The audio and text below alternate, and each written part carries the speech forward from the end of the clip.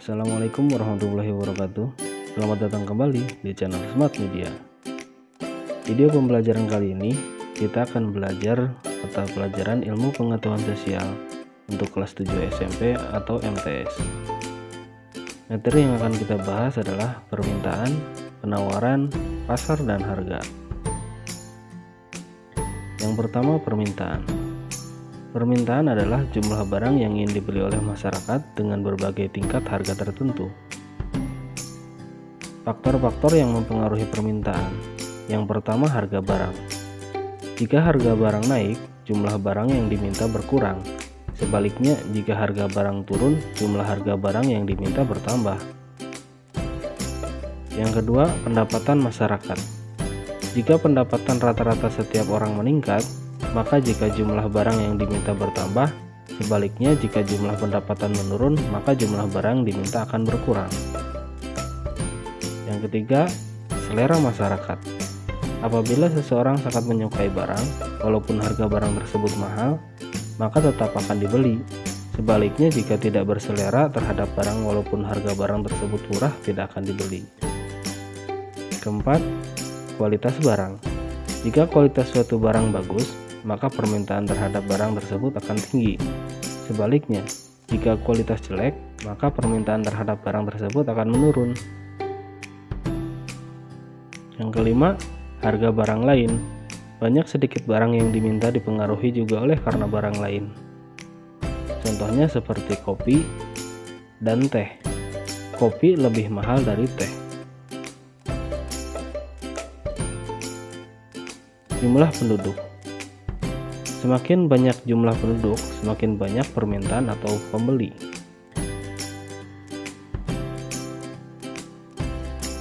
Selanjutnya, ramalan masa depan.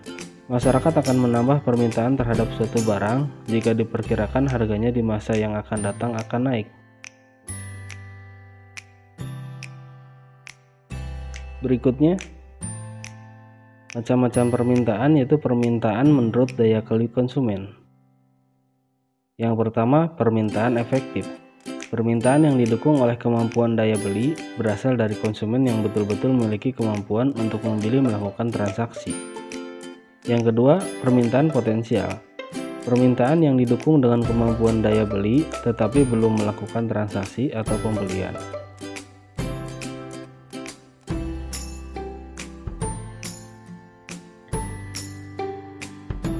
Selanjutnya, permintaan menurut jumlah konsumen.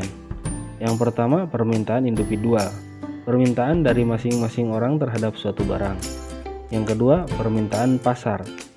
Permintaan yang dilakukan oleh masyarakat pada umumnya. Penawaran.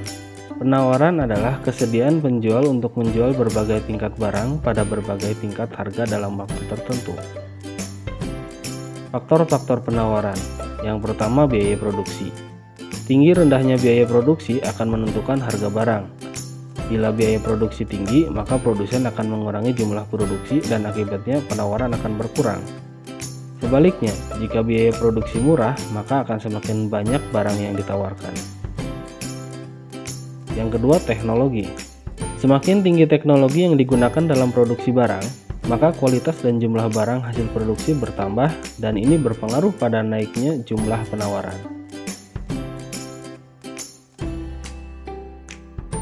Yang ketiga, harapan akan mendapatkan laba. Dengan harapan akan mendapatkan laba yang banyak, maka produsen berlomba untuk meningkatkan produksinya, serta memperluas dan mengembangkan usahanya. Yang keempat, faktor-faktor non-ekonomi. Seperti bencana alam, larangan impor, dan kebijakan pemerintah. Pasar. Pasar adalah sarana bertemunya penjual dan pembeli, baik langsung maupun tidak langsung, untuk melakukan jual beli atau proses terjadinya interaksi antara penjual dan pembeli untuk mencapai kesepakatan harga dan jumlah barang atau jasa yang diperjualbelikan. 3 fungsi pasar. Yang pertama, fungsi distribusi. Untuk memperlancar distribusi barang dari produsen ke konsumen. Yang kedua, fungsi pembentukan harga.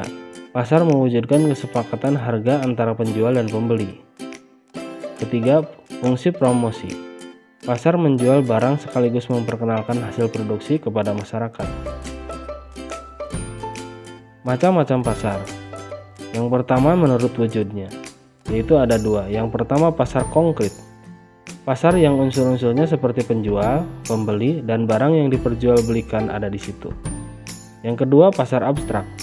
Pasar yang antara penjual dan pembeli juga barang yang diperjualbelikan tidak dapat bertemu langsung di dalam pasar, tetapi transaksi melalui alat komunikasi. Macam-macam pasar menurut barang yang diperdagangkan. Yang pertama, pasar barang konsumsi. Pasar yang memperjualbelikan barang-barang keperluan sehari-hari. Yang kedua, pasar produksi. Menyediakan keperluan faktor-faktor produksi.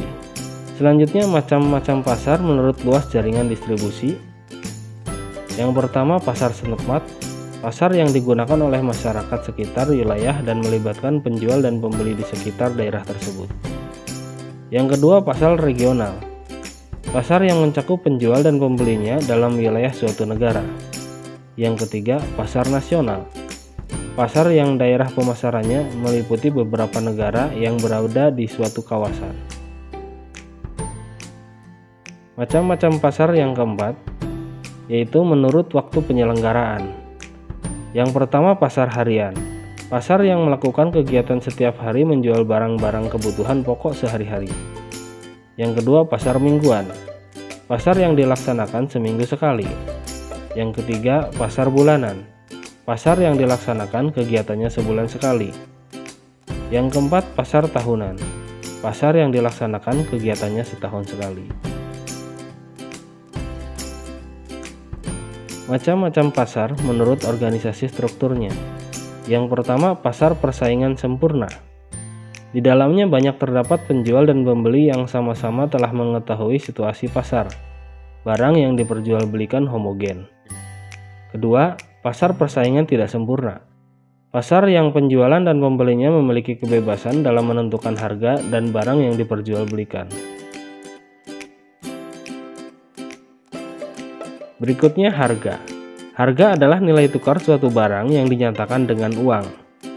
Harga pasar, harga yang disepakati pihak penjual dan pembeli, dan pada harga ini barang yang diminta sama dengan jumlah barang yang ditawarkan. Harga pasar dapat disebut juga sebagai harga keseimbangan, karena pada harga tersebut ada keseimbangan antara jumlah barang yang ditawarkan dan jumlah yang diminta seimbang. Sekian video kali ini untuk materi pembahasan mata pelajaran ilmu pengetahuan sosial untuk kelas 7 SMP dan MTS. Jangan lupa subscribe, like, and comment. Semoga video ini bermanfaat dan tunggu video-video selanjutnya. Wassalamualaikum warahmatullahi wabarakatuh.